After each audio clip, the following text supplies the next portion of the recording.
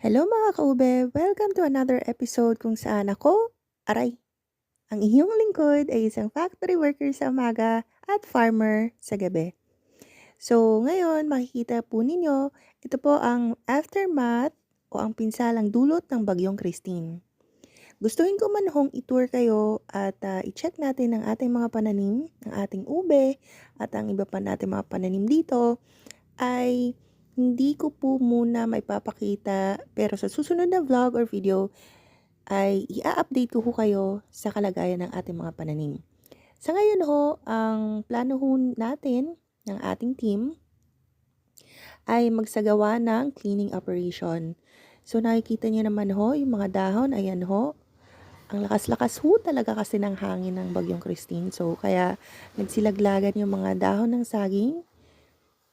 At ito po ang pinsalang dala